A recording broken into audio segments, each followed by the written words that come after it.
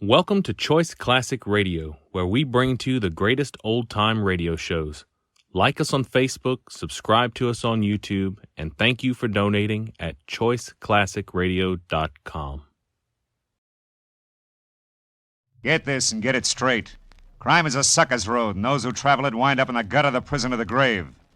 This time I was in the country where the night should have been nothing but peace and quiet. But a pair of angry eagles changed all that. One was solid gold and too close to a battered corpse. The other weighed 160 pounds and was too quick with his fists. It happened like this. From the pen of Raymond Chandler, outstanding author of crime fiction, comes his most famous character in The Adventures of Philip Marlowe.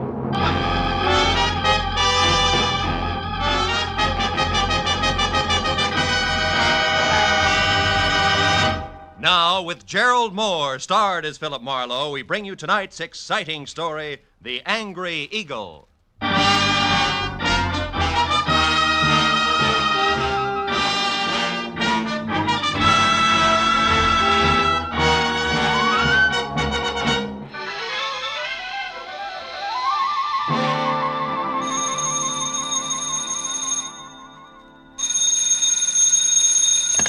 Hello. Mr. Philip Marlowe, please. Clover Lake, California calling. This is Marlowe. One moment, sir. Go ahead on your call to Los Angeles, please. Hello, Marlowe. Babe Durney. Remember me, light heavy contender in 39? Oh, yeah, sure, I remember you. Good. You still have that bar in Southgate? No, I'm back in the game. Ah. Trainer this time for a welterweight that's good. His name's Danny Eagle, and he's another Barney Russ, believe me. No kidding. Yeah, but he's in trouble. Come on out, will you, Phil? Clover Lake's only 20 miles. You can be here by 6. It's just outside of Malibu, up in the hills. Well, what's your boy's trouble, babe? Plenty. And it could end up being his life. Now step on it, Phil. Oh, and listen, you're a sports writer from Detroit, not a private detective. You got it? Got it. Leaving now, babe. It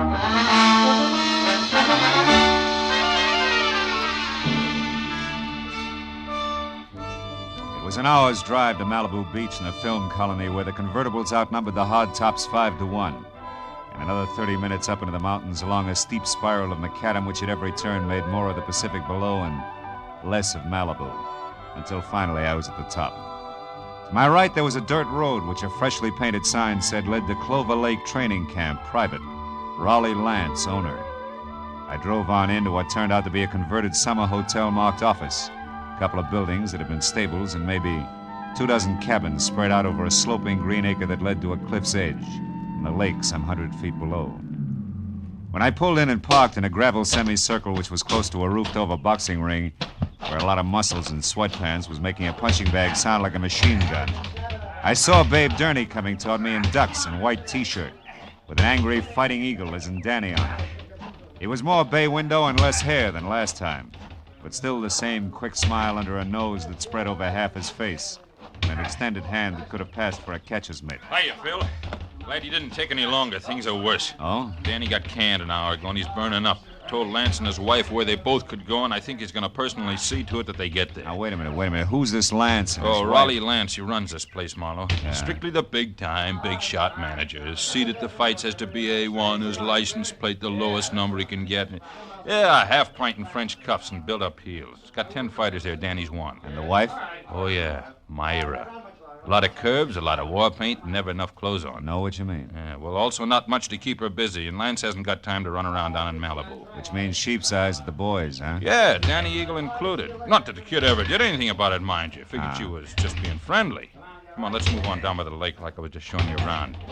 Hey, Jersey. Yeah? You can quit now. Do a mile in the shower. Okay, babe. See you later. Anyhow, Phil, this morning, Lance and the missus had a beef when the big shot got mad, read Myra off, and called Danny and tried the same thing on him. Didn't take, huh? No, so the boss canned him. Kid went back to his cabin and started kicking the fixtures around. That's when I called you. He's got a lot of temper, Phil. Yeah, but what do you want me to do? Help me get him out of here before he tangles with Lance. He said he wasn't going to get off the ground till things were squared away, and he... Oh, hold it. What now? Over there near the edge of the cliff. Friend of Lance's, Jess Weatherwax. Well, that old man? Yeah, hayseed to look at or listen to, but he owns about every piece of land around here. Uh-huh. Rich, retired, and has just learned about prize fighters. Calls them gladiators.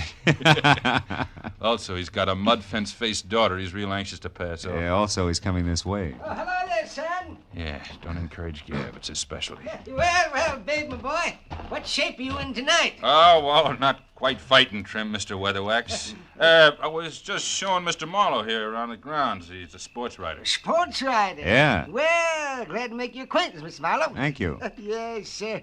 When I think about what I've missed all these years not following the ring... Mr. Weatherwax, excuse me, but we're in a hurry. I want Mr. Marlowe to see the lake before it's dark.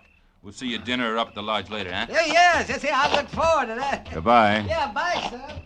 The original windbag. Yeah. But, Marlowe, like I was saying, I gotta have your help. Yeah, but what can I do now? The kid's through, babe. Sure, but look, Phil, I know other managers. I also know the makings of a champ when I see him, and Danny Eagle's got the stuff. And? Okay, I like him. Ah. Phil, you gotta get next to Lance. If he thinks you're doing a feature on him, he'll be your best friend in a couple of hours. A little Napoleon. Uh-huh, and when I'm buddy-buddy, I steer him away from ordering his muscle man to play pretzel with Danny while you're trying to get him out of here, is that it? That's right. I already planted that you're coming up here, so all you gotta... Hey, look. Huh? Up at the lodge on the porch there. That's him and Myra going in the office. My cue. Mm-hmm. Okay, but first tell me one thing, babe. Does Danny know about me? No. He'd turn against me if he did. He likes to settle his stuff his own way. That's why you gotta get to Lance. In or out of the ring, it still takes two to make a fight, Phil. Yeah. All right, babe. I'll do my best. Yeah, Philip Marlowe, Detroit Daily News. Wonder if there is such a paper. No, it doesn't sound too bad. Listen, Myra, I don't want any more trouble with you. I'm fed up. Oh, You're fine. fed up. You? Well, that's funny. You drag me up here and Shut expect up. me to... And try real hard to understand this. I dropped 10 grand, 10,000 berries last night on that punk Steve Rocker. I'm not very happy. So you want a fighter who stinks. What's that got to do with me? I don't know. But if you'd let him alone, he wouldn't have looked so tired in there. Of all the cheap cracks you've ever made, that's about the... The what? Go on, say it. You never flirted. You never played up to him. You were only being friendly. Go on, spit it out, why don't you? Don't think I won't. When we're alone. Oh. Excuse me, I didn't mean to eavesdrop. I was looking for Mr. Lance. Raleigh Lance? That's me. What do you want? My name's Philip Marlowe, Detroit Daily News, Mr. Lance. Oh. Yes. Come in, Mr. Marlowe. Oh. There was a note here on my desk that I should expect you for an interview. Glad to see you. Oh, thank you. I don't believe I've, My wife, Mr. Marlowe, Mrs. Lance. How do you do? Hello. From, Detroit, you said? Yeah. How are things at the Beaver Club? That's quite a spot, I hear. Oh, yeah, quite. I used to go with a reporter there. He told me about some wild parties at their press club. Busy Beaver Nights, they used to call them. Yes, busy Beaver night. Lots of fun. Mm-hmm. I'll bet. Myra, Mr. Marlowe and I'd like to talk a while, so, So I'll be running along. It was a pleasure, Mr. Marlowe. Thank you. Goodbye, Raleigh. I'll see you later. Yeah. Well, Mr. Marlowe, have a chair. Have a drink? Yeah, I will, thanks. It's quite a spot you have here, Mr. Lance. Make it Raleigh, fella. All right. Yeah, it's okay. But you're not up here to write about a training camp, are you? Of course, I know background counts, but, well, like this drink, the soda helps, too. But the scotch is the thing, huh? Health? Same. Yeah, you're right about that scotch. Mr. Lance? What is it, Kelly? I'm busy now. Well, it's about Danny Eagle. Did you give him his walking papers? No, Big Gurney stopped me, Mr. Lance. Said he'd give Danny the word himself that he could handle him. That fat pug! Who does he think he is? Well, he said he just didn't want trouble, Mr. Lance. Besides, he said Danny was taking a walk. Yeah? Well, I'm going to give him the air, too. I've got enough enemies without some lousy trainer who's on my own payroll. Pardon me, Mr. Marlowe. I'll only be a couple of minutes. Sure. Help yourself to another drink. We'll talk later after dinner, about 8. Oh, and here, catch. Yeah. Best cigar made. Let's go, Kelly. Uh-huh. Best cigars. Seats marked A1. Yeah.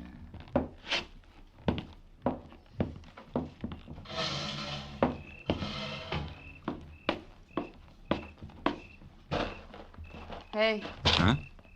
Don't go away mad. My hubby always runs out on people, even private detectives. Slips, huh? Busy Beaver Night, indeed. I made it up. I never even heard of Detroit. Why'd you bait the trap? Oh, Lance, the jealous jerk, has threatened to hire a detective a half a dozen times. Oh. After all this fuss over Danny Eagle, you were about due. Well, shall we walk? It's a nice night. Let's leave it that way, huh? What do you mean? Isn't Danny enough for one day? Listen, mister, you're starting off with 2 left feet. I was friendly with Danny Eagle, period. And Steve Rocker? The same.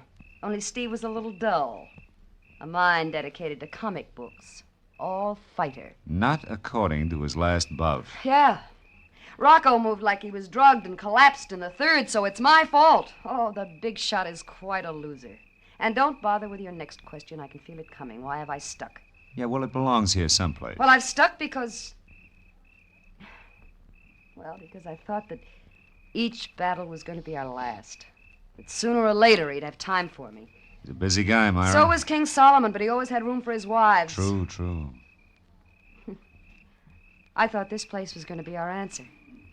Just the 2 of us, plus the peace and quiet of the country, with Malibu on hand for a change of pace. So what happens? Still busy, huh? Yeah. So busy that he spends 8 hours a day with Jess Weatherwax, a guy he never heard of until he started this camp, but a guy who thrills to hear the lives and loves of Raleigh Lance. And that leaves me with his daughter, Clementine, if I don't talk to the fighters. Clementine, whose shoes are number 9, with an IQ to match. Good night. Wait a minute, Myra. Where you going? Going as far as my cabin on an old-fashioned cry. Or maybe just an old-fashioned, I don't know which. Good night.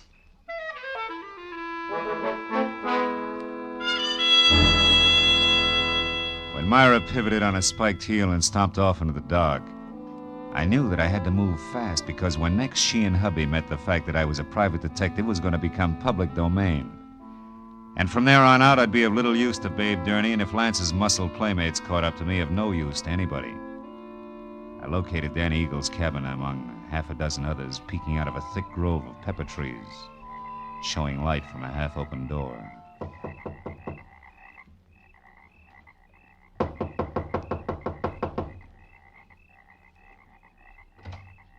Hey, anybody home?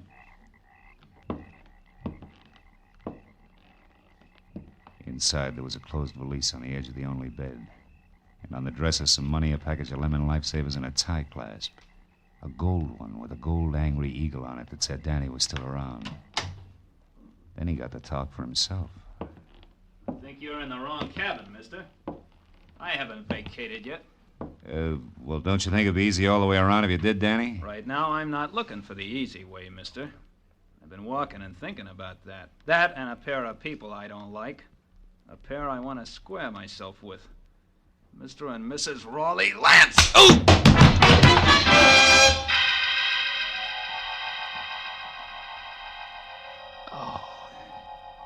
It was purely a case of mistaken identity. But it served as a reminder that it still took 2 to make a fight. And that the only chance I had left was to get next to Raleigh Lance and keep him away from Danny Eagle. I spent a half hour going from the lodge to Lance's empty cabin to the dining room and every other place where I thought he might be. But finally, I remembered Jess Weatherwax, the one-man fan club whom I located back up at the office. Oh, hello there, Sam. He was peeling off his coat and getting ready for canasta with something uncombed and built like a length of pipe. Who had to be daughter Clementine. What can I do for you, sir? Mr. Weatherwax, have you seen Lance? Why, no, Mr. Marlowe. We just came in. You deal, dearest. Yes, Daddy. Is it important? Very. Daddy. Oh, excuse me, child. Mr. Marlowe, my daughter, Clementine. How do you do? Very fine, thank you. Mr. Marlowe, Marlowe. Daddy told... Hey, Marlowe, is that you in there? Oh, it's Babe Durney. Yeah, excuse me.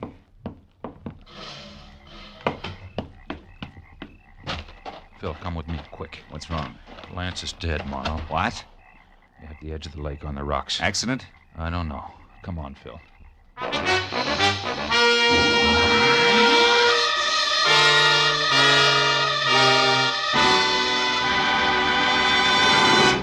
In just a moment, the second act of Philip Marlowe. But first, the confusion created by Gracie Allen has never been more clearly, more hilariously defined than it will be this Wednesday night when a writer for a national magazine comes to interview her.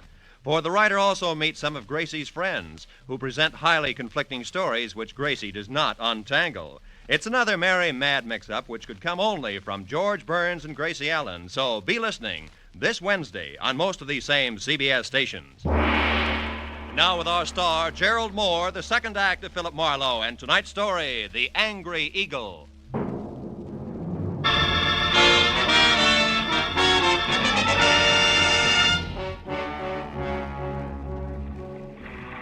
Sharp lakeshore stones, like countless fighters' fists, had hammered all the life out of Rolly Lance.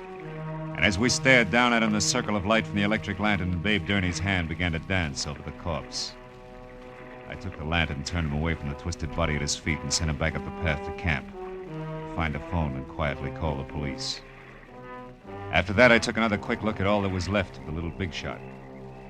I went up the path myself and got as far as the jagged hole in the rail where Lance had gone through. I had just enough time to see a few things before I was met by Myra. Just like she'd been before, except for a handful of nervous fingers that just couldn't leave her neckline alone. I saw Babe. He told me about Raleigh. Is it true? Yeah, it's true, all right. Your husband's dead. Babe just left, so you must have been on your way here when you ran into him. How come? I had a date to meet my husband. For a chat. Why here? He didn't strike me as being the romantic type. He wasn't. Neither was he the type to talk where he could be overheard. Especially when he was cornered. What do you mean? I put Raleigh's back against the wall tonight. I finally got hold of a way to make that inflated ego turn loose, his favorite trinket. Meaning you? Yes. Marlowe, about an hour ago, I found out that Raleigh was crooked. Fixed fights? Yeah. When I left you, I went to our cabin for a drink. But the liquor was all gone. Lance kept spare bottles in the back of his closet, so I went to look. Found what? A briefcase. It wasn't Raleigh's, so I opened it. There was $35,000 in it. And a note congratulating him on his coaching of Steve Rocca. Rocca was drugged in that last fight, Marlowe. Raleigh sold him out, and I can prove it. Oh. That's what you two were going to hash out over here, huh? The price of your silence, which was divorce. And no strings. He told me he wanted to think, then he was going to give me his answer, but now... That's all unnecessary. You're so right. Myra, come here. I want to show you something. See? Here on the ground? What do you... No, I don't see anything. Somebody put up quite an argument right here before Lance went through the railing. Oh, yeah. Yes. And here's something else. Oh, what's that, Marlowe? It's a gold tie clasp, baby, with an eagle on it. Danny? Yeah, Danny Eagle. This changes things plenty, huh? Danny? I can't believe Danny would murder Raleigh. Well, you better start believing it and get back to your cabin and stay there with the doors and windows locked. You think he might go for me You next? were half the beef. Now that he's gone this far, chances are good he's got something nice thought up for you, too. Unless I'm making the king-size mistake and you and Danny turn out to be a team. Are you crazy? It could figure both ways, baby. So I'll keep it in mind until I get something more to do with it. Meanwhile, like I said, take care of yourself. I dropped the tie clasp into my pocket and then started looking for its owner, who could be #1 candidate for a noose. I decided to try Danny's cabin first, but when I got there, it was dark, with everything just as I'd left it. Until I'd turned to go. Someone was framed in the doorway. It was the gentleman farmer and novice fight fan, Jess Weatherwax. You looking for something special, are you, Mr. Marlowe? Yeah, as a matter of fact, I am. I figured you would be, what with being a reporter, because I know there's been some kind of a ruckus here tonight. How did you know there was trouble here? Well, I happened to be passing by a certain phone a few minutes ago, and I heard that trainer, Babe Gurney, calling the police. Oh. Okay, as long as you know that much, you may as well know the rest. Somebody shoved the boss of this place out through a railing into 100 feet of thin air. He's dead. Well, Lance murdered? By one of his own men? Oh, no, I don't believe it. He's a good manager. His boys loved him, every one of them. You should be so loved, especially by a guy like Danny. Danny Eagle? None other. And that's only half of it. Your good manager, Mr. Lance, was a fight fixer. One who'd even drug his own stable to be sure it'd lose. He was as crooked as a hyena's back leg. He prearranged boxing fights? That's putting it mildly. His own wife, Myra, pinned that on him just tonight. She didn't go into detail. She didn't have to. She had enough proof to make it stick because she was getting a divorce on the strength of it. Oh, I find it mighty hard to believe all this, Mr. Marlowe. And here's something else. I'm not a reporter. I'm a private detective. You're a private detective? Yeah, called in by Babe Durney because he was worried. Now I am. Anyway, here's what I'm getting at. If you're really sincere about liking your violence according to Marquis of Queensberry rules, you can do me a big favor. What can I do? Keep an eye on Myra Lance for me. Yes. I left her in the cottage. Dan Eagle may be only half finished with what he started. I'll do my best. You can count on that, sir. Okay, I'm going up to the office at the lodge now and find out if anyone saw Danny leave the grounds. I'll see you.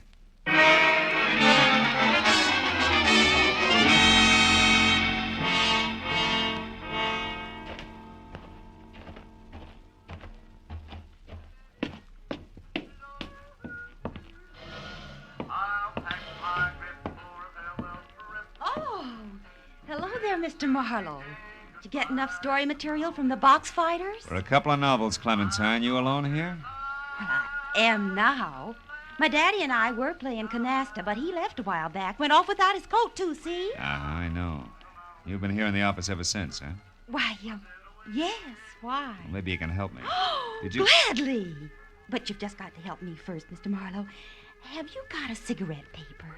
A cigarette paper? You know, the makings. I'm Oh. trying to roll me a cigarette, ran out of mine. I found my daddy's tobacco, and then I absolutely emptied his coat pockets here looking for a paper, but there wasn't any. You wouldn't happen to have it. No, I'm afraid not, Clementine. Here, have one of mine. In fact, have two. Oh. Now, my question. Did you happen to see Danny Eagle go out Go out? Out the what, Mr. Marlowe? Huh? Oh, never mind. Listen, Clementine, did this thing come out of your daddy's coat pocket, too? That old ticket stub? Yeah. Out of that little pocket in the big one on the right side, it was... Well, Mr. Marlowe, what's wrong? I don't know. But I better find out right now.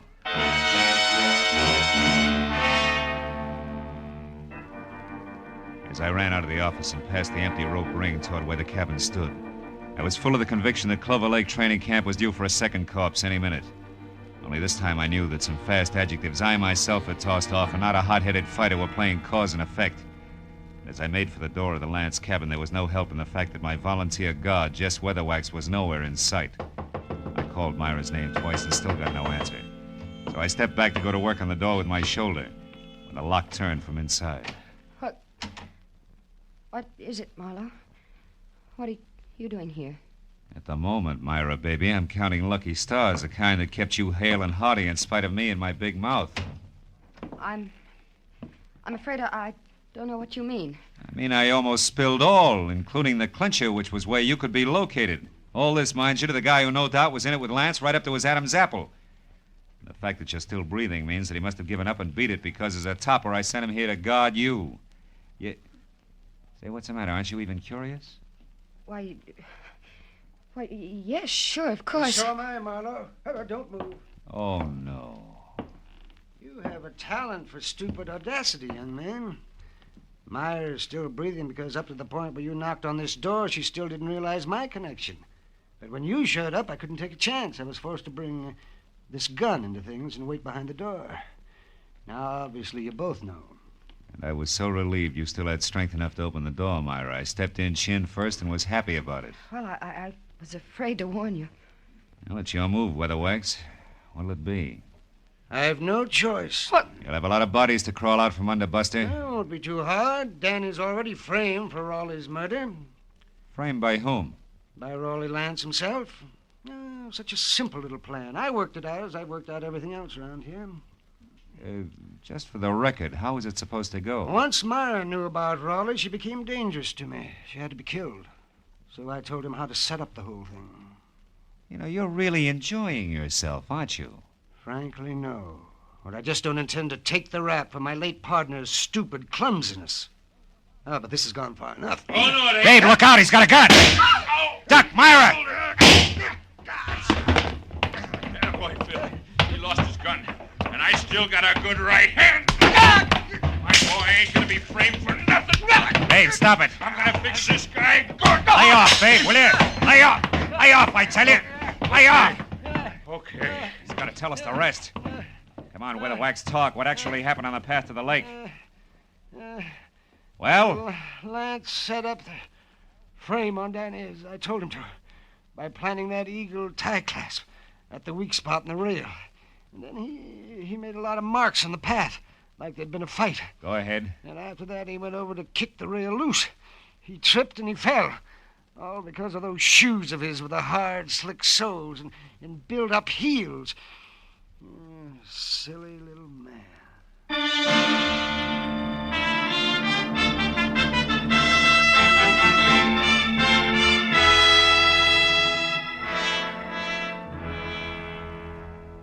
Well, it wasn't long until the boys from the sheriff's office arrived with a good doctor, a lot of open notebooks, and an endless supply of questions. But finally, all the pieces were fitted together. Very surprised Danny Eagle, who had done a lot of thinking, was back from a second long walk. And the whole thing had boiled down to me alone at the bedside of a heavy-jawed trainer who had a happy look on his ugly puss for the first time that night. My boy's gonna be champ now, Marlowe. Thanks to you. Oh, thanks to you, babe. We were almost down for the count when you showed up. Hey, how's the shoulder? That's nothing. Hey, look, tell me something. How'd you back old Weatherwax into that corner? Oh, well, I found a ticket stub from his coat pocket with the number A2 on it. Weatherwax claimed that he'd never seen a fight or met Lance until the camp opened up here. But that stub proved that just a month ago, he sat right beside Lance. Yeah, that's right. Yeah. Lance always had seat A1 at the arena. Check. In short, Weatherwax was a liar who dropped his guard. And in this racket, you do that just once and you're out. Yeah. Hey, see that the Eagle keeps his guard up, will you, babe? I'm going to be betting on him from now on. Don't give it another thought. Good night, Phil. And I didn't give it another thought. Neither did I think about an arrogant little guy whose phony heels and twisted mind had dumped him into his own trap. Nor about a fat gambler who traded in perverted victories and rotten, hopeless defeats. Instead, I thought about the sun coming up over the hills and a nice big platter with a ham omelet on it. And then a good, solid 8 hours sleep. Nothing else. You know, sometimes I think I have no soul.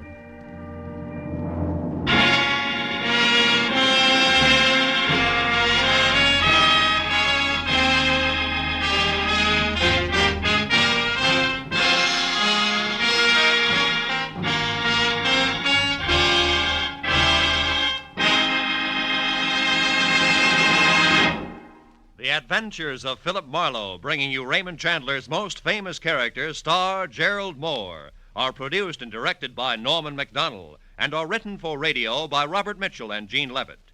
Gerald Moore can currently be seen starring in Republic's The Blonde Bandit.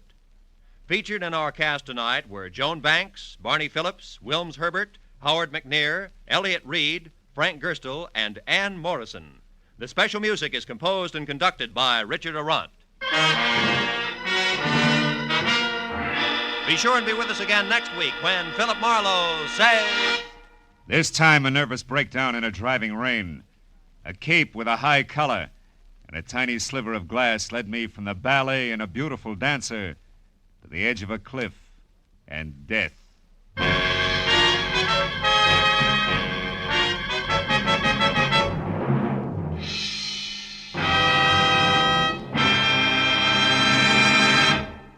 A few months ago, our newspapers and magazines were full of articles and pictures showing the progress we've made during the first half of the 20th century. That progress, brought about by the American way of doing business, means that today we enjoy the highest standard of living of any nation in the world. We can keep our standards high, and we can increase the benefits for all of us by continuing to produce efficiently under a free economic system. This is Roy Rowan speaking. Now, stay tuned for Pursuit, which follows immediately over most of these same CBS stations.